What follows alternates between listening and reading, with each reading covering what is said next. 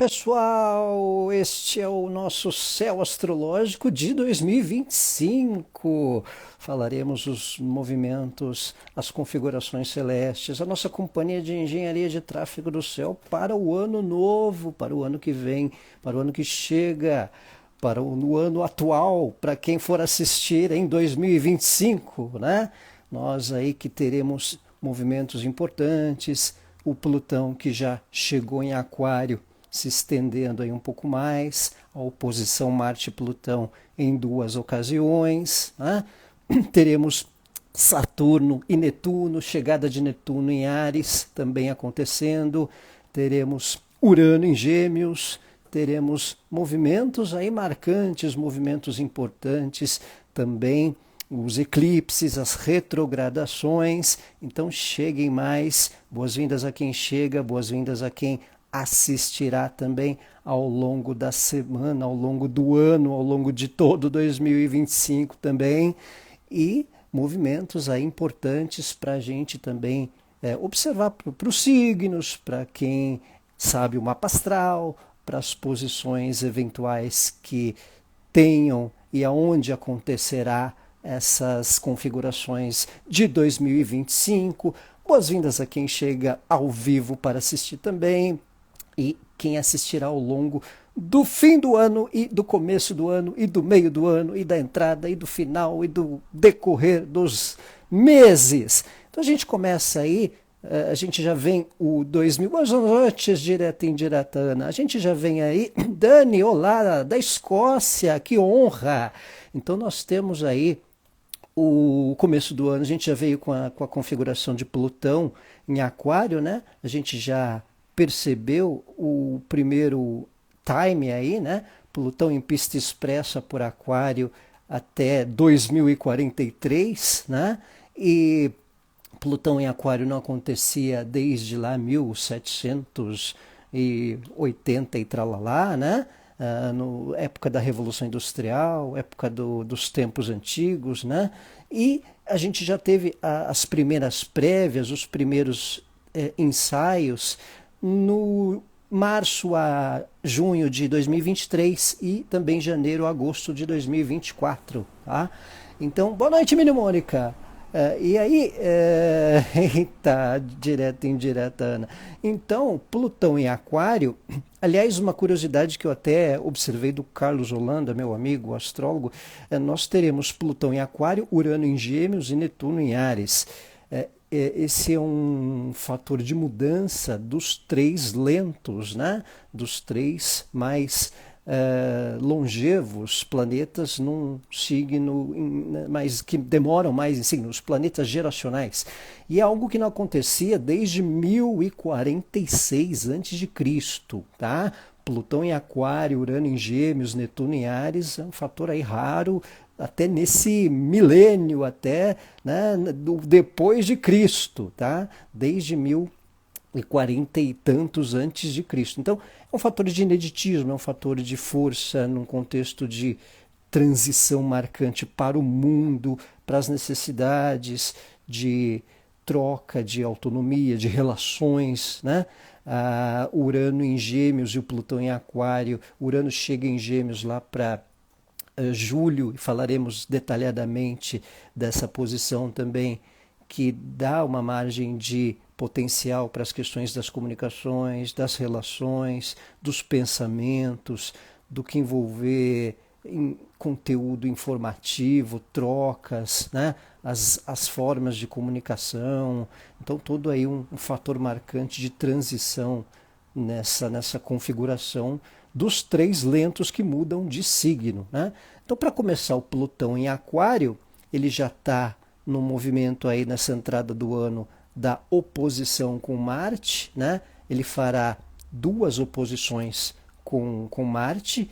Então, o eixo Leão-Aquário marca essas oposições, uma em janeiro e outra em abril, tá? Então, janeiro e abril. Para começar, Marte, oposição Plutão, esse eixo Leão-Aquário, ele vale um olhar de atenção, de indícios de ruptura, de transições marcantes, de questões que marcam um fator da individualidade nas relações, afetam com mais força leoninos e aquarianos, tanto de Sol e Ascendente também, tá?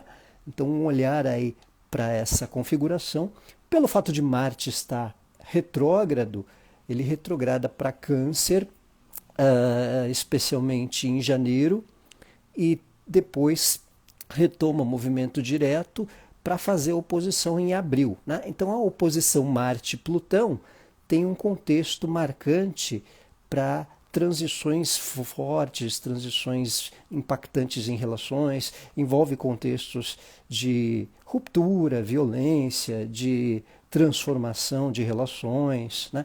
Tudo que envolveu oposição a Plutão tem um sentido de uma transformação de contexto daquilo que se vive, daquilo que se posiciona, né? Quando é Vênus é relações e quando é Marte é postura, é ação, é individualidade. Então a gente já percebe o Plutão chegando nos 3 graus de Aquário, então já pega uma boa parte de conjunção com quem é dos 10 primeiros dias de Aquário, né? E até quem tem o ascendente no começo de Aquário também.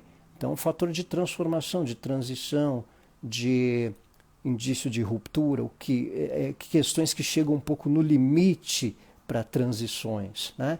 Então, o Plutão em Aquário, com Marte por aí também, ele pode reincidir questões que marcaram a oposição lá por novembro e também agora em janeiro, tá? Então, a oposição Marte. Saudações, Juliana! Saudações, Juliana! Saudações direta e indireta, Ana, bem-vindo. Pessoal que chega e assiste a nossa Live do Céu de 2025, marcando aí a nossa pauta astrológica deste final de ano. Então, Marte oposição a Plutão é um fator aí de marca, de transição, especialmente por ser uma oposição que reincide, né? Ela acontece em janeiro, pelo fato do Marte retrogradar, Marte volta a Câncer e depois o Marte chega a Leão novamente lá para abril, maio, né? E tem essa condição. Você tem ascendente em Aquário, Minimundo? Então é o teu eixo, casa 6, 12, né? Porque provavelmente na casa 12 não chega ainda perto do ascendente, tá? Então, vale o olhar aí na área de Leão de cada um, porque questões de janeiro são propensas até uma reincidência quando chegar período de abril e maio, que é quando Marte volta a Leão e volta à oposição com Plutão. Então isso também implica as questões coletivas, as questões de poder, as questões, né, tensas associadas ao conteúdo, né? Boa noite, Juliana Mello. É desafiante falar de... É desafiante, viu? Tem gente, eu vejo astrólogo aí que não quer nem falar de 2025, porque é tanta coisa, né? Mas considero, respeito o posicionamento, né? Então vale esse olhar também. Outro movimento aí que a gente tem de importância, né, no 2025 e que já vem desde 2024 é o Júpiter por Gêmeos, né, e depois por Câncer no meio do ano, né? Mas vamos falar primeiro desse tempo de Júpiter em Gêmeos, porque ele marca as questões associadas a Gêmeos. É um tempo que é positivo em geral até para os geminianos, para quem tem ascendente em Gêmeos, né? Para os nativos de ar, né? Depois também o segundo semestre, quem chega a Gêmeos é Urano, né? Então quem é Gêmeos, quem é Libra, quem é Aquário, tem uma propensão de expansão, tem uma propensão, né? Se eu ouvir falar de 2025 há muitos anos, né? Agora a gente vai degustar do 2025, né? Então Júpiter até julho, ele segue por Gêmeos, tá? Júpiter segue por Gêmeos até julho. E aí vai para Câncer, né? Então Júpiter esteve em Gêmeos, vem em Gêmeos desde junho desse ano, né? Então ele dá um sentido de expansão, ele dá um sentido impactante nas questões de educação, de informação, de pautas associadas à tecnologia, pautas associadas à área educacional, né? Então isso é um ponto relevante, né? Desse período aí até junho. Então, voltando à voz, o Júpiter em Gêmeos ele tem um sentido importante também. Já estou com a roupa de julho quando o Júpiter chegar. Ah, você é canceriana, Dani? Então.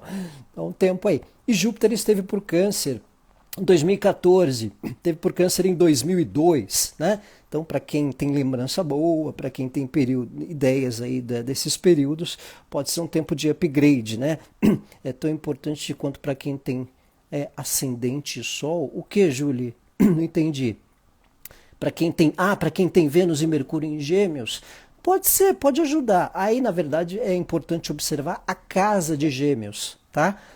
A casa de Gêmeos que você tem no mapa astral, tá? Então, onde o Júpiter tiver, ele tem um sentido expansivo, ele tem um sentido também de recalcular a rota, de também ele pode trazer excessos, né, em algumas questões, mas de certa forma ele envolver um contexto de expansão, de exagero, né? Então, às vezes, quem tem ascendente em Gêmeos pode ganhar peso, né? Ou quem é geminiano também, né? Então, tem alguns fatores de excessos, alguns fatores de transição, mas Júpiter esteve em Gêmeos em 2013 ali também, né? 2012 para 13. Então vale esse olhar. Quem tem meio do céu em Gêmeos, Sol conjunção a Júpiter, olha, você tem conjunção a Júpiter, você tem Júpiter no meio do céu em Gêmeos, né, Júlio? Então é o lado profissional, é o lado da carreira, né? Você tem Júpiter em Câncer na 7, cara, olha só, segundo semestre prometendo, hein? Tem parte de relacionamentos, parcerias. Então a área de Júpiter ela tem um fator de expansão, de às vezes excessos, né? Então às vezes você vê lá o Júpiter em Gêmeos na casa 2, por exemplo, cuidado para não exceder nos gastos, nas despesas, né? Cuidado para não abusar, às vezes a pessoa perde o que não tem, vai gastando por conta, né? Mas às vezes ela expande o financeiro, ela expande o material também, né? E num contexto coletivo, são essas questões marcantes de comunicação, de questões aí de tecnologia associada à informação, né? Sites, youtubers, streamings que podem ficar mais instantâneos, ao vivo, programação de TV mais acoplada à tecnologia, até porque Urano chegará também em Gêmeos no segundo semestre. Né? Então vale um pouco esse olhar. As questões de debates associadas à comunicação, né? à educação. Você vê que com Júpiter, quando Júpiter chegou em Gêmeos, veio muito esse debate das escolas, ciclo militar, do jeito de fazer, né, legislação para alunos terem proibindo o celular nas escolas. Você vê que com Júpiter em Gêmeos isso ganhou pauta força, né? Ganhou força. Quando Urano chega a Gêmeos no segundo semestre, entre julho e o final do ano, né? Deixa eu só certificar aqui, é uma primeira visita de Urano por Gêmeos, só aqui para antecipar um pouco. Isso vai dar um fator também de atualização de fatos, de uma certa quebra de padrão para questões associadas à informação, né? Olha lá, primeiro o trânsito de Urano em Gêmeos após 84 anos, de 7 de julho a 7 de novembro, tá? Então falaremos um pouco mais a respeito, mas tem esse detalhe de intensificar a área de Gêmeos no mapa astrológico para uma certa carta de alforria, para uma certa quebra de padrão, tá? Laninha, bem-vinda, galera que nos assiste, Elizabeth, boa noite, pessoal que nos acompanha. Pessoal, tem Júpiter em Gêmeos na 5, Maria Aline? Então você está no retorno de Júpiter, cuidado que você pode estar entregando a idade, tá? Então tem ali pessoal dos 24, pessoal dos 35, 36 anos, né? Então a área afetiva pode ganhar um tempero, as diversões, né? Então tem aí movimentos, a galera gosta de se entregar, né? Então boa noite, Rosângela. Então temos esse tempo que Júpiter em Gêmeos vai até julho, tá? E depois o Júpiter chega a Câncer. Júpiter em Câncer, gente, aqui Júpiter em Câncer, né? Júpiter ele se exalta em Câncer, né? Então Júpiter em Gêmeos ele tem um pouco essa associação com as dificuldades da inflação, o câmbio, né? Essas demandas aí de ajuste fiscal, esses problemas aí que marcam a nossa economia. O Brasil tem Júpiter em Gêmeos, está no retorno de Júpiter, então não à toa a gente vem com muito esse debate de questões da educação, proibição de celular nas escolas, costumes, né? Então todo aí um fator forte, até nas questões de leis das emendas, a questão constitucional, das verbas, da inflação, da economia, todo esse burburinho no retorno de Júpiter em Gêmeos do Brasil. Tá? E o Júpiter em Câncer a partir de 7 de julho, né? Deixa eu só confirmar aqui, Júpiter em Câncer. E aí para os cancerianos é um tempo especial, para quem é de água é um tempo especial, tá? Os nativos de água, então Câncer, Escorpião e Peixes, tendo um up aí nos tempos de segundo semestre, tá?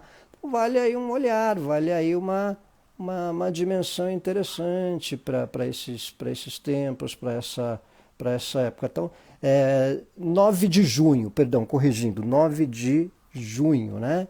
Júpiter chega a Câncer. Então, vale essa atenção também. O período de Júpiter em Câncer ele também tem um impacto muito na questão da parte habitacional, das questões de passado, das questões associadas a países, né?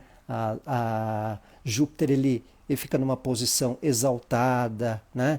Então, a última passagem de Júpiter em Câncer, Paulo, a gente teve em 2002 e 2014, foi na época da Copa do Mundo, na época do 7-1, tá? Na época do 7-1. Então, esportivamente não foi lá muito interessante, mas foi a época de 2014, tá? Então, tem mobilizações populares, tem mobilizações de questões coletivas. Então, lá para junho, né, a gente tem a chegada do Júpiter em Câncer, 9 de junho. Tá? Então a gente já tem. Eita, né, Sei Guzmão? Então a gente tem essa. Aí lá por. Você vê 2002, 90, né? 1990. Quem é de 90 aí, dependendo da época do ano, Júpiter também por Câncer. Tá? Então é um tempo especial para as questões associadas à parte doméstica, para questões à parte da área de Câncer no mapa astral, uma certa expansão. Né? Então quem é canceriano, quem é ascendente em Câncer, também com um certo up, com uma certa propensão de expansão no segundo semestre e também o próprio meio do céu em Câncer no segundo semestre, a área da carreira, tendo uma questão positiva, uma questão, né? Quem é ascendente em Libra, em geral, tem Câncer no meio do céu, né? Então pode ser um fator de expansão, de upgrade pessoal, né? E a área de Câncer ela também tem os fatores históricos, de resgate de temas de passado, de contextos coletivos que envolvem uma certa mobilização. Né? Então, para quem chegou um pouco tarde, eu estava comentando no início, né, que a gente tem movimentos aí de Plutão, que chegou recentemente a Aquário, de Netuno, que chegará a Áries, que eu já vou falar, e de Urano por Gêmeos. Então, os três mais lentos os exteriores, né, os planetas geracionais, eles estão numa condição de alternância. E, segundo meu amigo Carlos Holanda, que me deu essa dica, desde 1046 a.C. a gente não tinha um fator de Plutão em Aquário, Urano em Gêmeos e Netuno em Áries. Tá? Então, são signos considerados mais ativos, mais positivos, mais de up, né, de Yangs, né, que chamam, e também um fator de força autônoma, de força empreendedora. Né? Então, quando a gente tiver um movimento de Netuno em Áries e Saturno em Áries, há um certo novo momento de transição num contexto pessoal, num contexto geracional, num contexto de costume. É direta e indireta, Ana. AC/DC, a CDC, tá? Que não seja a banda. É 1046 BC, Paula Fonseca, antes de Cristo.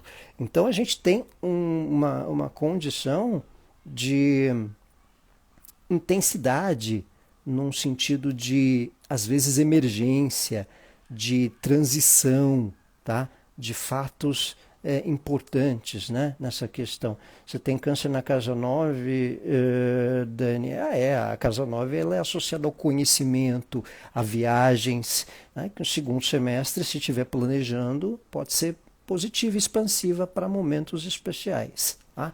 Então, esse fator de mudança, tanto de Plutão para Aquário, que a gente teve recente, né, e vai aí até 2043, esse movimento, trânsito de Plutão em Aquário.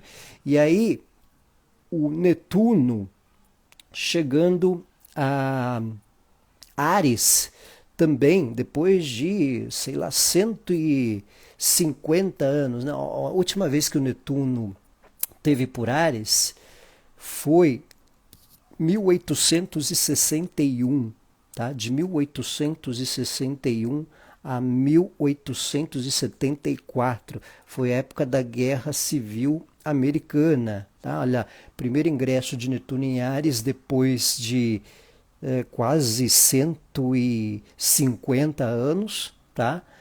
Será um primeiro movimento, que é de 30 de março a 22 de outubro. Tá? Netuno ele tem uma questão de dissolução de muitas questões, né? E ao mesmo tempo, não só o Netuno, mas o Saturno também chega a Áries, só que um pouquinho depois. Primeiro ingresso de Saturno em Áries, 25 de maio a 1º de setembro, tá?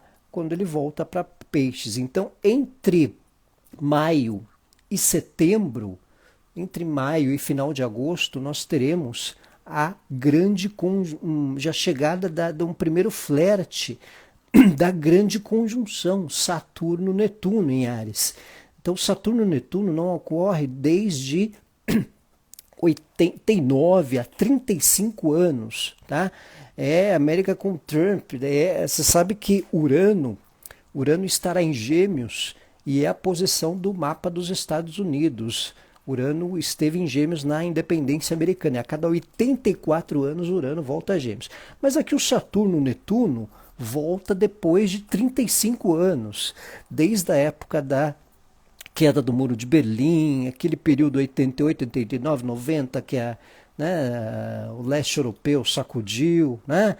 Movimentos geracionais em Áries em relação às guerras. Então, Patrick, você sabe que quando Plutão mudou de signo, geralmente a maior parte das guerras elas cessaram, tá? Quando Plutão mudou de signo. Tá? É claro que algumas também emergiram, tá?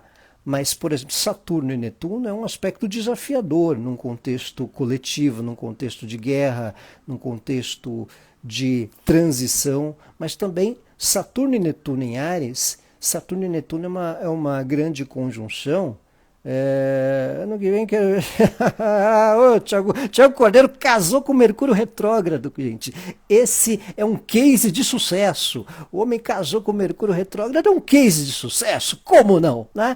Então, a conjunção Saturno-Netuno ela acontece depois de 35 anos. Então, ela acontecer em Áries, ela tem um fator de dissolução, de poderes individuais, né? Mas também ela pode emergir. Tá? Saturno e Netuno, em conjunção, ela traz um contexto impactante para um upgrade na área de Áries de cada mapa. Então, Saturno ele é um fator de trazer para a realidade. Né? Netuno ele é um planeta associado ao que é idealista demais, o que é imaginário, o que é sonho.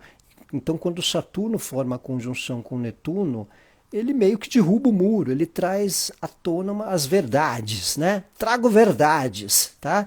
Saturno chegando em Áries, Saturno conjunto a Netuno, trago verdades, né? Verdades ecológicas, verdades do ecossistema, verdades da natureza, né?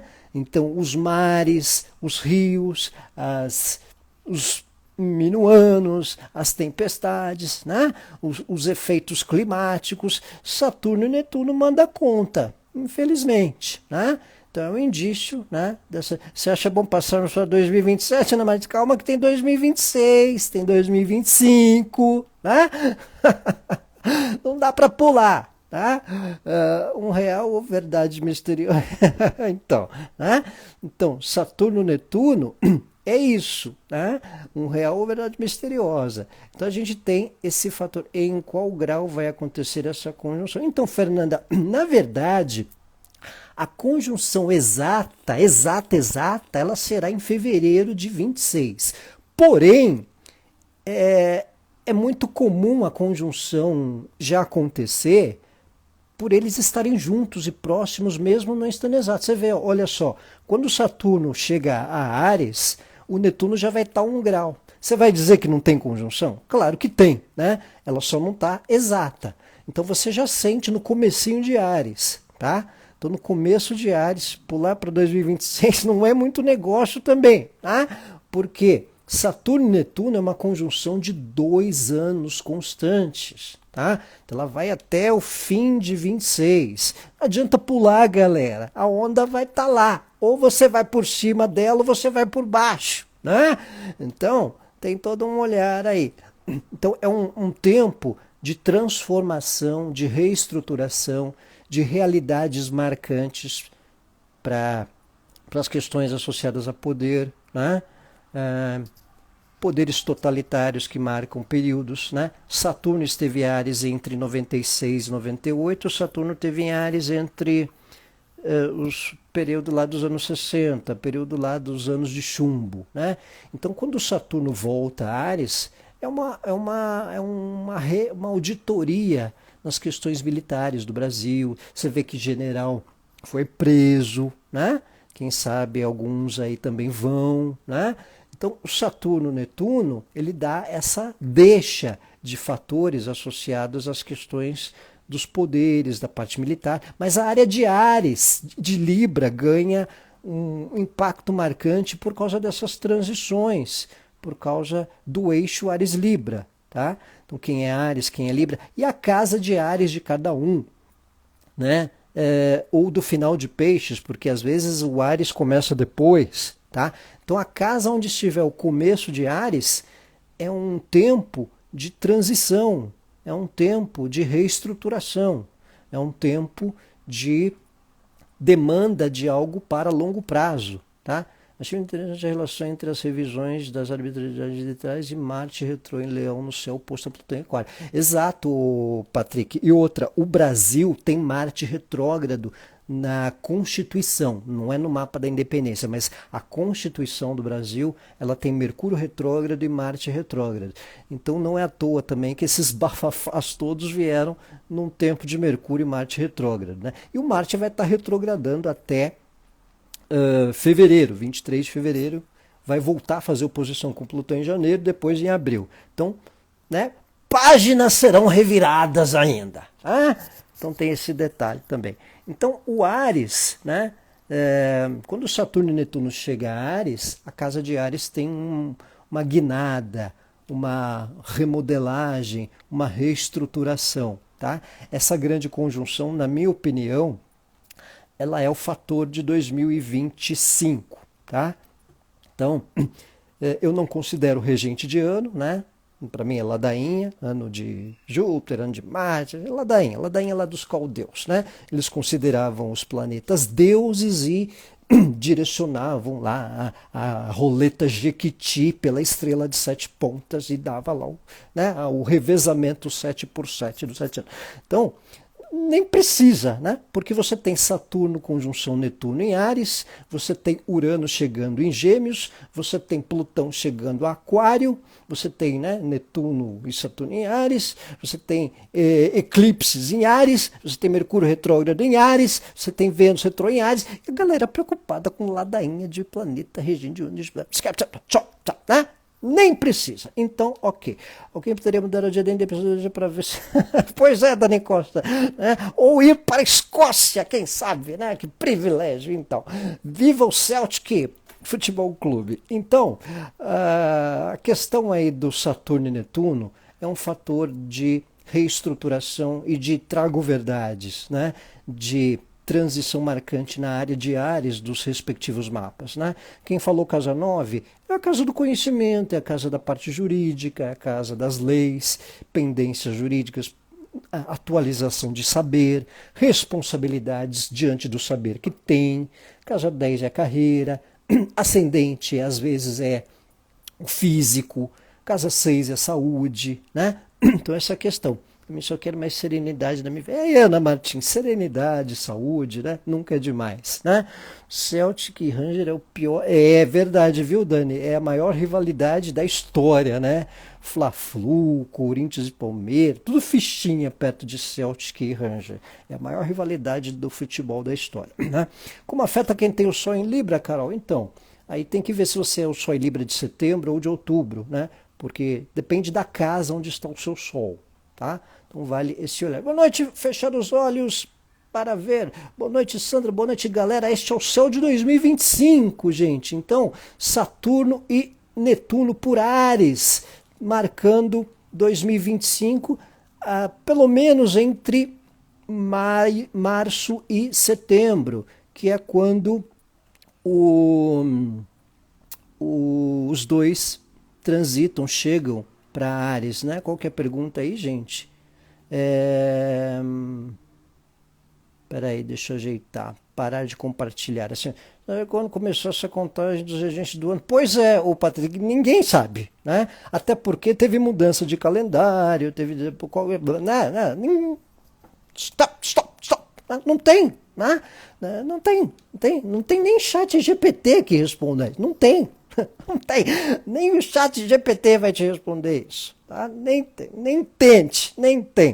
Tá? Nem tente. Então, tem essa aqui. Áries na 11, Célia. Casa 11 é associada a grupos, a amizades, mas a casa 11 às vezes é o dinheiro do trabalho. Tá? Às vezes o financeiro que vem do trabalho está na 11 também. E é uma casa de empreender. Tá? É uma casa que potencializa um contexto de empreender também, num sentido de negócio, num sentido profissional, tá? Então vale esse olhar. Ascendente em Gêmeos, qual era a... Então, aí é a casa 11 também, né, direta e indiretana, apesar que com Júpiter aí também é um fator de conhecimentos testados, ampliar conhecimento, né? Dá uma margem também. Urano, quando chegar aí no segundo semestre, já pode quebrar alguns paradigmas, querer se libertar de velhos padrões, né? Então também vale esse olhar.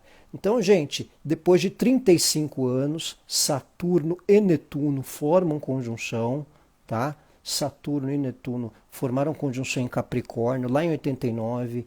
Então caiu o Muro de Berlim. Eu costumo dizer que o Saturno, quando chegou em Capricórnio, lá nos anos 60, o Muro de Berlim foi construído. Aí quando chegou em 89, conjunto a Netuno, dissolveu o Muro de Berlim, né? Começou a dissolução da União Soviética, da Iugoslávia. Então, não estranhe se poderes um tanto totalitários caiam. Você vê que o pessoal ali do... Qual foi o país que teve ali o presidente deposto recentemente, né? Então, teve uns poderes totalitários aí já caindo, né? Então,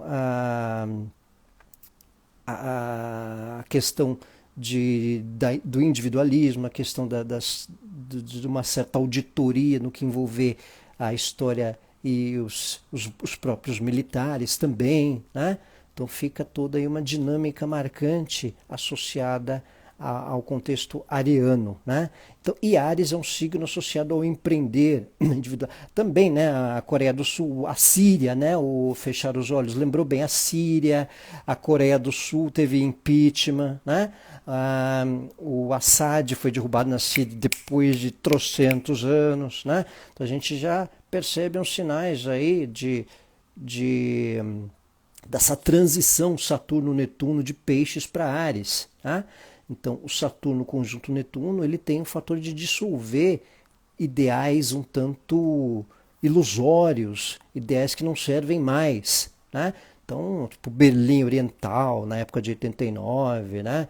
Então, todo aí um fator de quebra de padrão, de quebra de solução de poderes, né? Então, por isso que esse tempo de uma conjunção Saturno-Netuno, a gente percebe que até as questões dos militares aqui no Brasil, do Assad, né? Então tem essa questão. O Moraes, o problema é que o Moraes é sagitariano, viu, Dani? O Moraes, ele acho que ele é sagitário com Áries, ele tem uma força ali de intervenção marcante, independente aí do lado.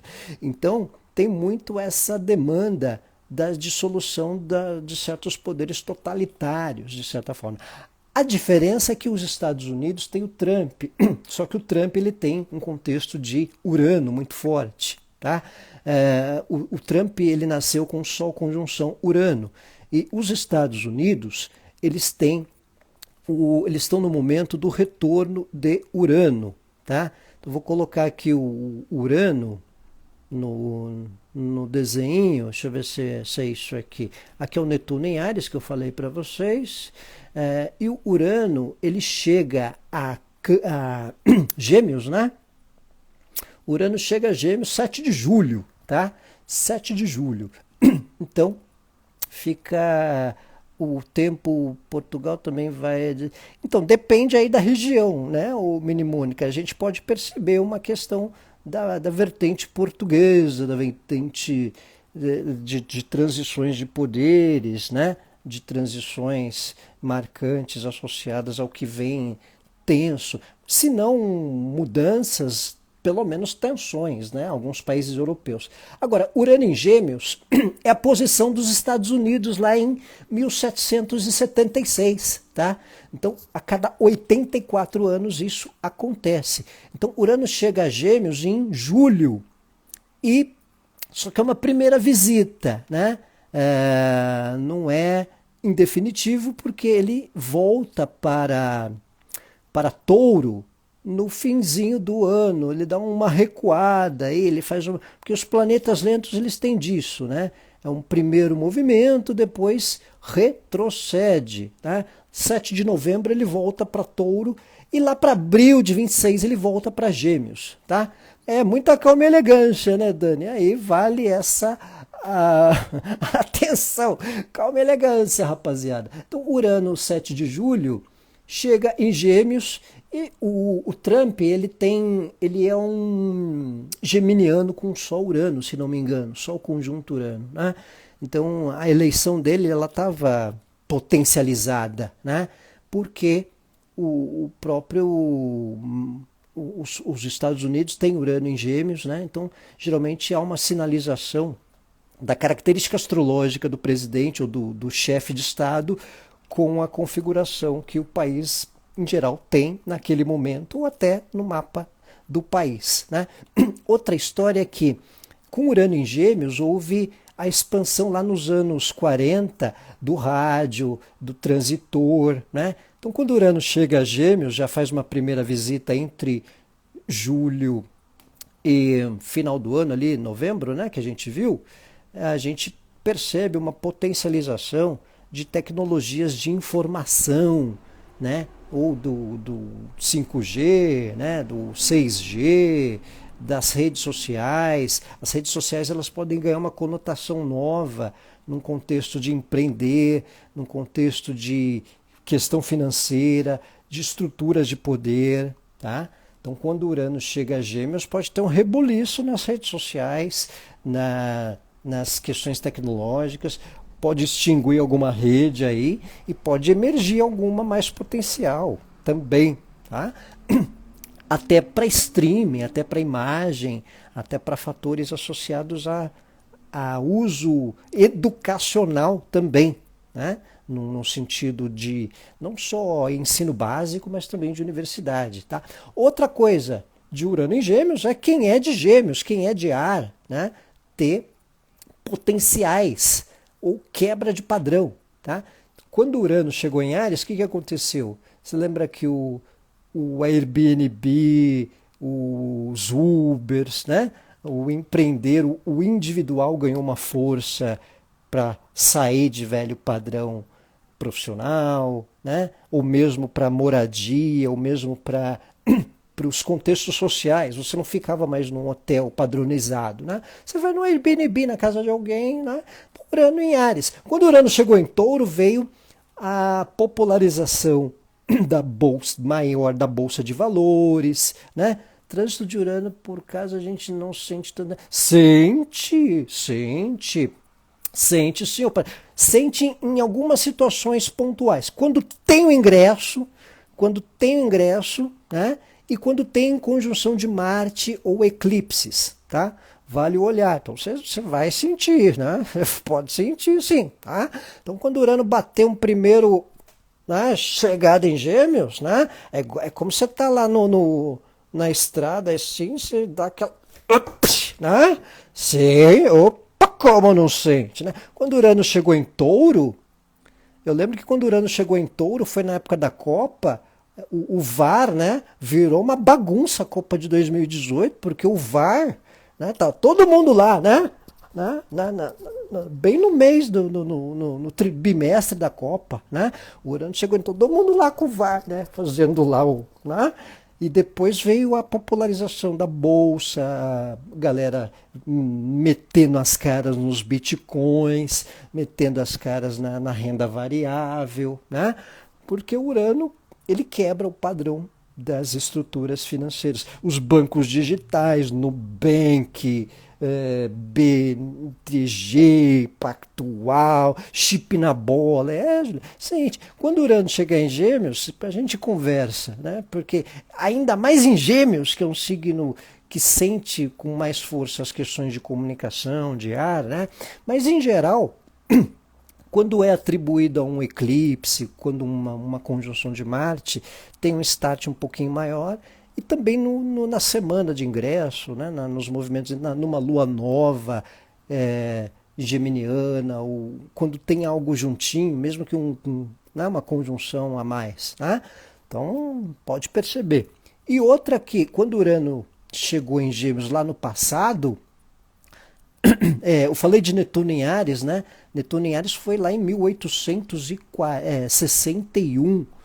Foi época da Guerra Civil e foi época de fortes tremores nos Açores. Para quem é de Portugal, foi época de fortes tremores na ilha de Faial. Então, a questão dos oceanos com Saturno e Netuno em Áries, os mares, também é possível a gente perceber as questões climáticas aí, no geral, tá?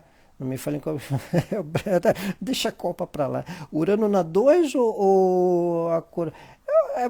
Pode usar um pouco mais, viu? Né? Urano na 2, às vezes você muda o jeito de ganhar dinheiro, então você passa a entender um pouco mais de investimento. Você dá uma mudada no jeito de tratar dinheiro. Né? Pode arriscar mais com algum certo aluguel, pode mudar a aplicação. Urano na 2 quebra padrão. Tá? Urano ele quebra padrão. Então a chegada dele em Gêmeos vai contribuir para uma quebra de padrão na casa de Gêmeos, a qual temos posição. Tá? Seja na família, seja no lar, seja na casa, seja, né, no geral. Dá uma jogadinha aí nos 6 números, viu, a Carolitza? Porque você pode contratar um astrólogo vitalício, né? Pagar um salário vitalício do astrólogo, né? Faz uns 6 númerozinhos ali que de repente dá certo com o Urano chegando na sua 2. Tá? E outra que quando o Netuno teve em Áries, voltando aí para o Netuno, teve a história das capitanias hereditárias no Brasil, que não deixa de ser um fator de poder totalitário, né? Então cada senhor lá tomava lá uma região do Brasil, né? Como a gente, cara, a conjunção de Urano com o Sol natal. Minha filha vai ter esse trânsito a 2 de... Ô, Silvia, Urano sobre o Sol, quem é de Gêmeos, né? Às vezes é um fator de... pode acelerar mentalmente, né? Pode ser uma quebra de padrão, uma certa libertação de postura. Depende da idade que a sua filha tiver, tá? Se ela for uma fase adolescente, você acelera uma certa precocidade, ou então ela se depara com algum desafio mental, emocional de convivência, pode ficar um pouco mais rebelde, né? Mas também ela pode se debruçar em acelerar conhecimentos, afinal ela é uma geminiana, né? Então ela pode querer tudo ao mesmo tempo agora, num sentido de 18, né?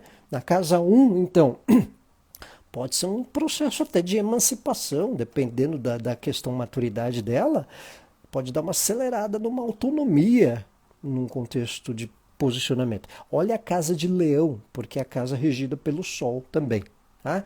Então, vale esse olhar. Quem é geminiano, Urano chegou no Sol, Urano chegou... Quem tem Mercúrio em Gêmeos, Vênus em Gêmeos, olha a casa de Gêmeos, olha a casa de Libra, né? Que é regida por Vênus, que é regida por... Então, olha o regente. Onde Urano chegar, olha também o regente. Se chegou no seu Sol, olha a casa de Leão, né? Chegou no ascendente, é o próprio ascendente, né? Então tem uma carta, tem um fator de libertação, né? Vai para a faculdade aí, tá vendo? É um fator de autonomia, ela vai crescer na autonomia, não se libertar de padrão, né? Pode dar lá uma rebeldezinha de vez em quando, mas faz parte dos 18 anos, né? Mas dá um upgrade de autonomia, de libertação, né? Então tem esse detalhe, pessoal. Urano em Gêmeos foi de 42 a 49. Então, descobriram o primeiro poço de petróleo nos Estados Unidos.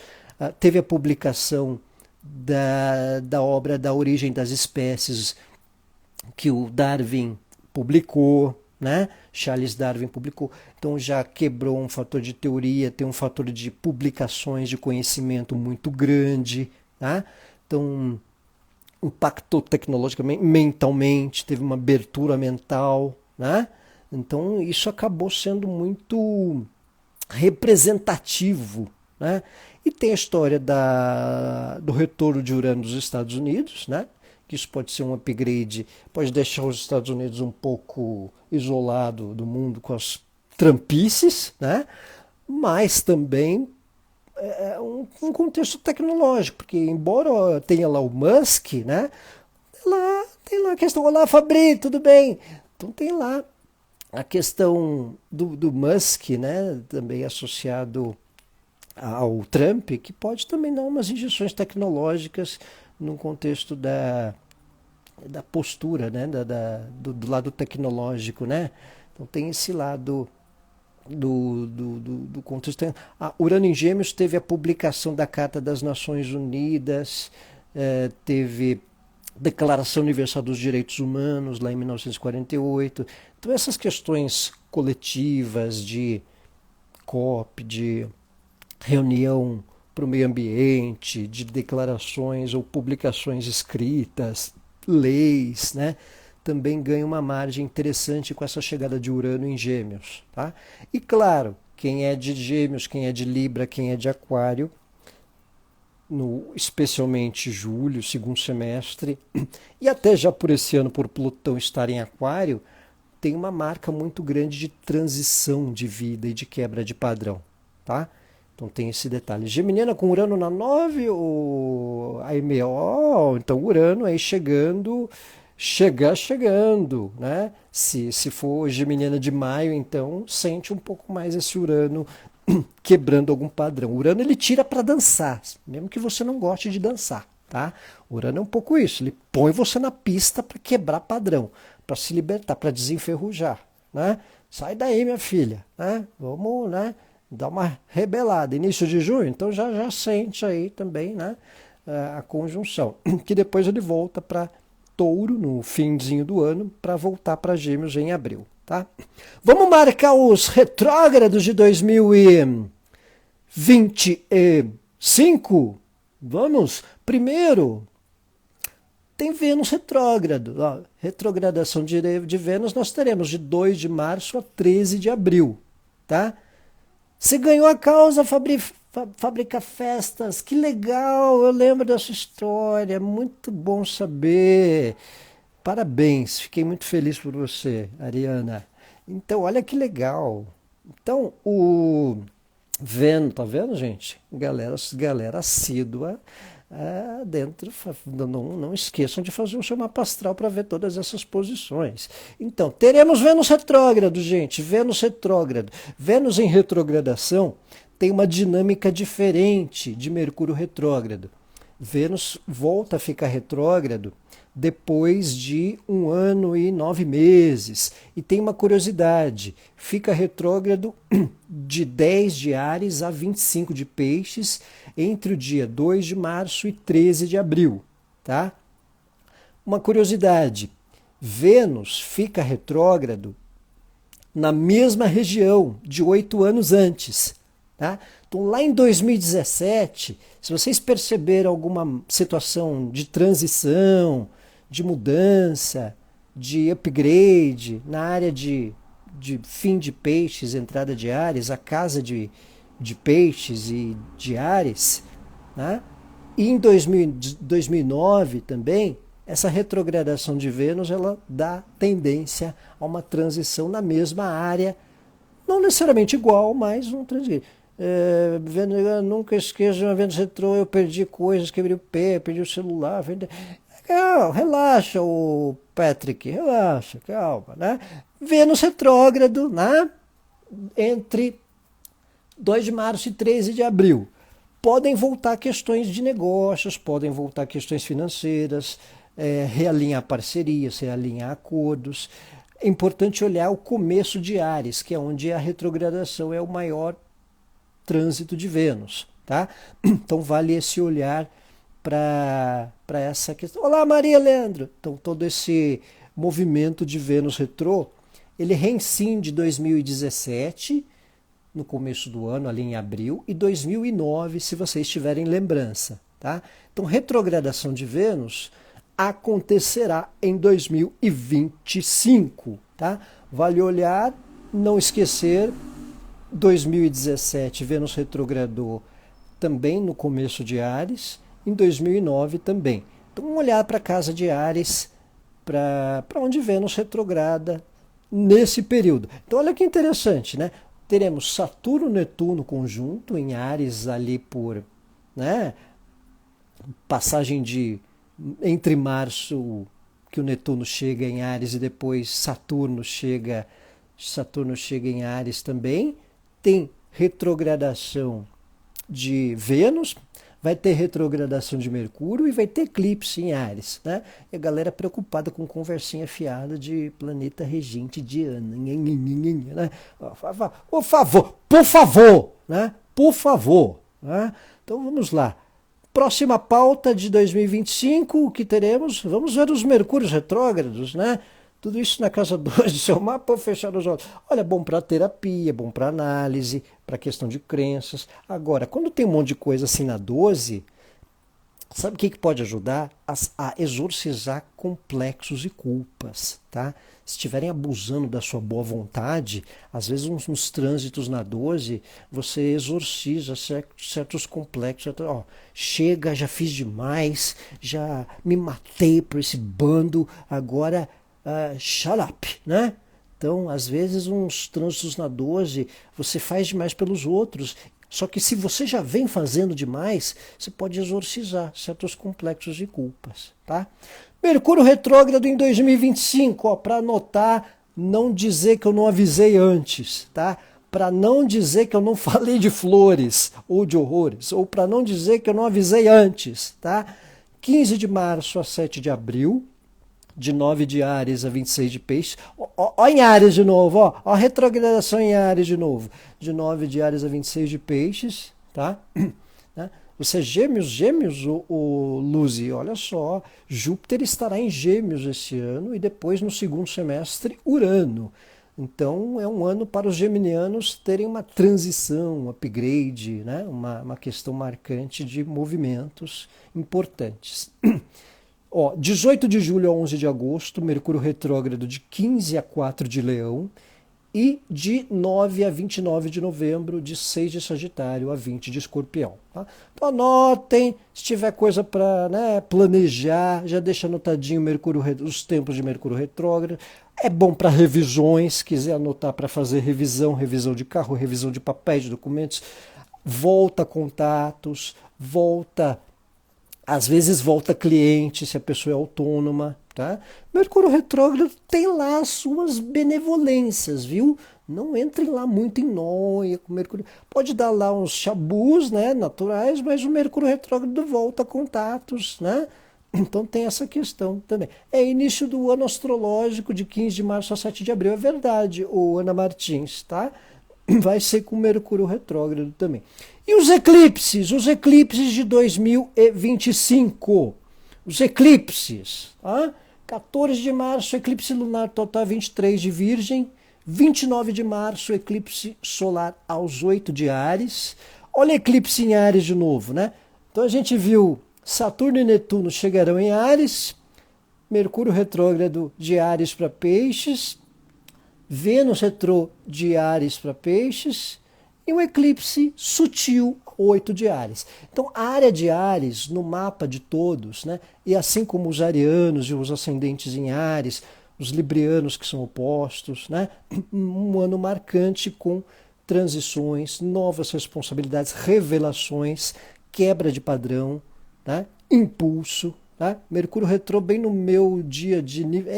O direta e indireta. Vai fazer nível, né? Próximo eclipse total será 7 de setembro, eclipse lunar aos 7 de Peixes. Deixa eu só ver o horário, Juliana, não tenho certeza, eu posso te confirmar. Deixa eu ver, mas eu desconfio que dê, deixa eu ver, 9, 7, 1º de setembro, será às 15 horas e 8 da tarde. Vai ser de dia no Brasil, né?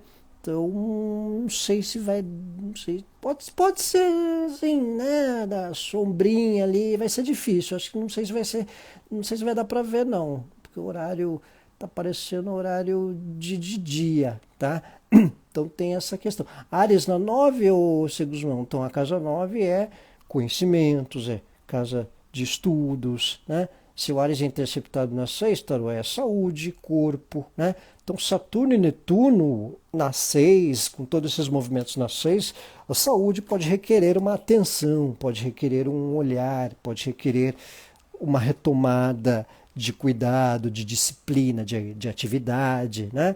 Então tem esse olhar. Eu vou revolucionar Sol e Mercúrio.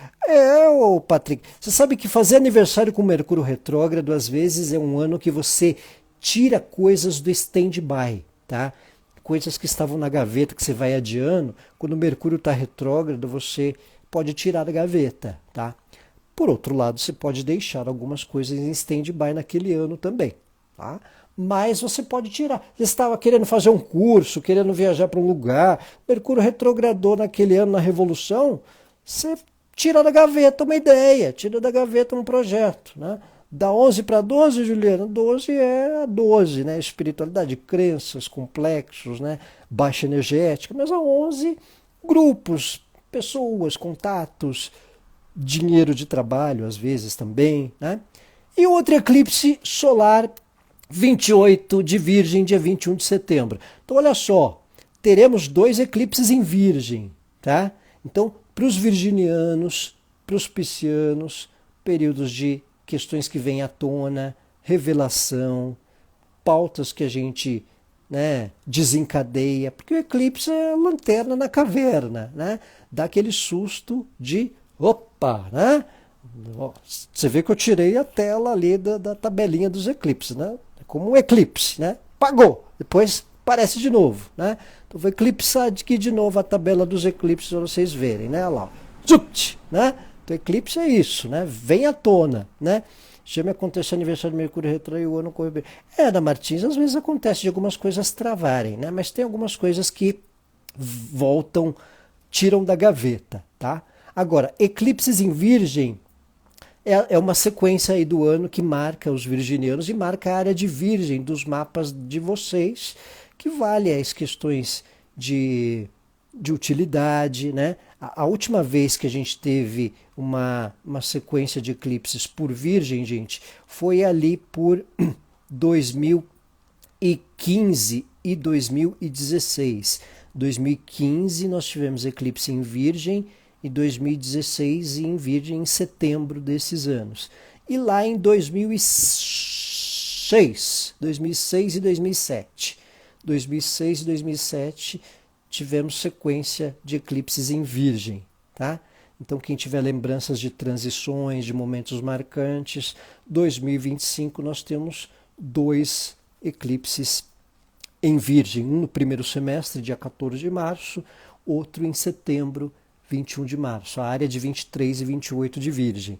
Então, para os virginianos, um tempo especial de transição, de revelação, de intensidade emocional, de atenção com o corpo e saúde, de questões de novos projetos e até reconhecimento, mas também de um upgrade marcante nessas épocas de março e setembro e também ao longo do ano, porque como são 2, pega os 2 semestres também. Tá? Quem é de Áries, quem é de Peixes, teremos eclipses também nas áreas, apesar que Áries e Peixes já tem uma demanda marcante dos movimentos de Saturno e Netuno por esses signos. Então são signos mais marcados em 2025. Áries, Peixes, Virgem, Gêmeos, que terá Júpiter e depois Urano, e Câncer. Tá? Então, nessas épocas também. Minha mãe faleceu em 2025, só em Virgem, conjunto a Plutão e Nó do Sul. Olha só, ou simplifica. Então, é que provavelmente, por ela ter Nó do Sul aí, os eclipses, ela pode ter nascido em tempos de eclipses por Virgem, tá? Então, isso é um ponto que, só vendo o mapa, então era um tempo de transição, né? Mas aqui a lembrança carinhosa aí para você que está no coração materno, no coração da nossa querida mãe, da sua querida mãe. Você tem Virgem na 10 com Plutão e Urano, né, Ana Martins? Então, a casa 10, o profissional, né? o lado da carreira.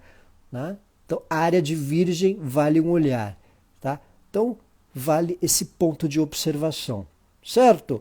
Pessoal, estamos batendo 1 hora de live, nem parece que o tempo passou. Falamos um ano em 1 hora, né? E a pessoa que tem peixes com ascendente em peixes e lua em Áries, muita fé. Olha, Aline, sim, né? Porque peixes já está com esses movimentos de Saturno e Netuno, tá?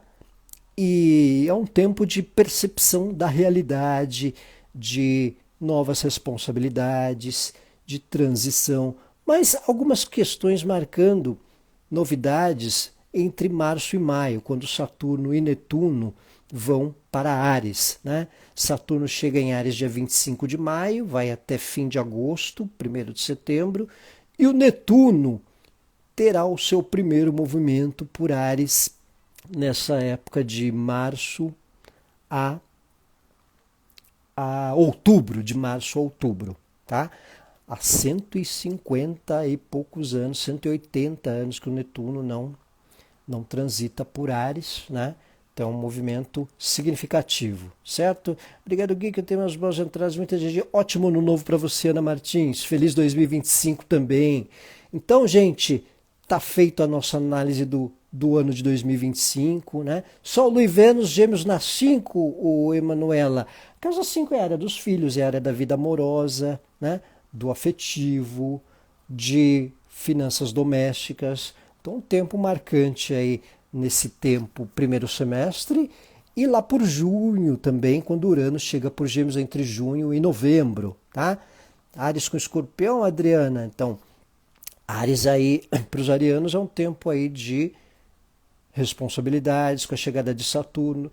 Isso se você for uma ariana de março. Agora, se for de abril, pode levar um tempo para algumas situações novas acontecerem, né? E você vê a virada do ano, conforme vou conhecendo mais a astrologia, vou botando menos fé no calendário. É que a virada do ano é um tempo mais específico, né? o Patrick, o que vale mais também é a pontuação dos movimentos astrológicos, tá? Virada do ano a gente tem questões pontuais que é de Marte e Plutão, né? Marte oposto Plutão. Esse sim é um aspecto a se observar, a área de Leão e Aquário na entrada de 2025, certo? Áreas na 5, Adriana Mendonça, a área dos filhos, é a vida amorosa, pode subir a maré, mas também impacta responsabilidades, obrigações, uma intensidade, uma transição. Até 2025, Ana Martins. A casa 5 também envolve parte material doméstica. Tá? Ótimo ano também, Mini Mônica. Piscina com ascendente em Áries, o Vital. Cadê Vital?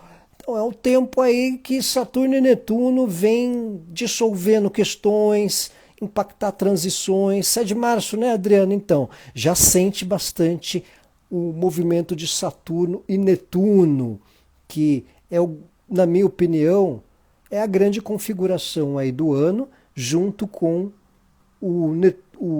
porque forma um sexto com Plutão em Aquário também, né? Então pode envolver uma carta de transição, de alforria, mas também de percepção da realidade. É um tempo de auditoria. Saturno, eu digo que ele é o grande auditor, né? A grande conjunção Saturno-Netuno, ela vai impactar num contexto de trazer a realidade à tona daquilo que a gente não percebia também, tá? Então, esse ponto aí, né, Saturno e Netuno em Áries, tá? Estão trazendo um fator de realidade. Ótimo 2025, Mini Mônica, com calma e elegância. 2025 iluminado para você, simplifique seu ser. Obrigado você, Juliana Melo Lua, ótima entrada de ano também. Obrigado, Juliana Botelho, obrigado por toda a presença aí no ano. Oficial Gabriel, feliz 2025. Jaque, direta e indireta Ana. Mini Mônica, casa 3, ó, conhecimentos, aprendizados. Casa 3 é associada a irmãos, parentes, né? Papéis e documentos também. Feliz ano novo, Aline Sucupira. Galera, Dani Costa, avante Celtic, go Celtic. Dani Costa aí da Escócia. C. Guzmão também, ótimo ano novo. Adriana Mendonça. Vontade de mudança, Adriana? Então, pode ser que a mudança venha realmente de forma mais consolidada, tá? Já que Áries no meio do céu, área profissional, carreira, de redirecionamento de projetos no trabalho, tá? Então pode marcar já desde março, né? Março a maio, com esse tempo de Saturno e Netuno. Tá? Ano 3000, Mnemônica, não precisa tanto. Obrigado, Marilene, ótima live, obrigado. Ótimo ano novo aí também.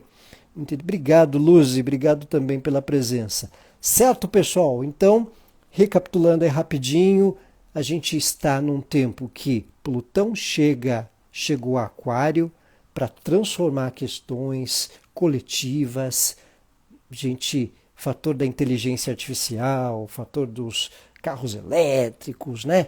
Uma certa revolução industrial, também tecnológica, Netuno e Saturno chegando a Áries, Urano em Gêmeos. Então o nosso Holanda diz que é uma posição que a gente não vê desde 1000 e pouco, 1040 e tantos antes de Cristo. Então a gente tem uma configuração de renovação da individualidade, uma certa carta de alforria de velhos padrões. Então, se a gente não tiver preparado para sair de velhos padrão, vai ser um pouco na marra, tá? Por outro lado, a gente pode perceber que os novos padrões eles vêm para trazer uma direção até positiva, apesar da intensidade, apesar de algo meio brusco, apesar de algo que possa ser desafiador, né? A gente pode perceber a nossa real força individual, especialmente com Saturno e Netuno em Áries, Plutão em Aquário e Urano em Gêmeos no segundo semestre, né? Então, no segundo semestre, a gente tem 3 períodos muito pontuais e marcantes em 2025, que é o tempo de Marte e Plutão oposto no eixo Leão-Aquário, janeiro e também abril. Abril, entre março e maio, primeiro o Netuno chega em Áries e depois o Saturno também, formam aquela conjunção em comboio que a gente falou, né? E em julho, Urano chegando em Gêmeos e Júpiter chegando em Câncer. Tá? Então a gente tem janeiro dando um certo alerta, depois, entre março e maio, esse conglomerado em Áries, Saturno, Netuno, Vênus retrógrado, eclipse solar em Áries também, Mercúrio retrógrado em Áries para Peixes também. Então a concentração em Áries marcando um propagar de upgrade para o ano. Tá? Então a área de Áries, a área de Aquário e a área de Gêmeos no segundo semestre, quando Urano chega lá. A gente quebrando um padrão, tendo um upgrade. Né? Os elétricos chegaram para valer, né, Jaque? Você vê. Então, bom ano também, Mnemônica. Os elétricos chegaram para valer. E outras tecnologias aí de comunicação que a gente pode perceber no meio educacional e na nossa função, na nossa atividade em geral. Certo? Então, pessoal, quero agradecer a presença de todos na live, pela atenção, pela paciência. Desculpem as brincadeiras, a calma e elegância mantida aí no ano todo. Tá? Pessoal que assiste aí ao longo do ano, mais uma vez, obrigado. Devo fazer algumas lives o ano que vem falando mais de mapas individuais, né? Tentar aí debater mais posições personalités para quem quiser participar. Né? Façam a sua consulta para a gente marcar na agenda e delinear tudo o que eu falei aqui na live em 2025. A gente pontua nos respectivos mapas astrológicos, certo? Obrigado pela audiência, pela atenção, pela audiência no YouTube, para quem assiste a live depois. Um maravilhoso ano de 2025, sobrando saúde, alegrias, risadas, conquistas, tudo de mais feliz e calma e elegância também, certo? Obrigado, Mnemônica, Cadê Vital, Ana Martins, Julianas, turma toda aí que nos acompanha. Ótimo 2025, um abraço.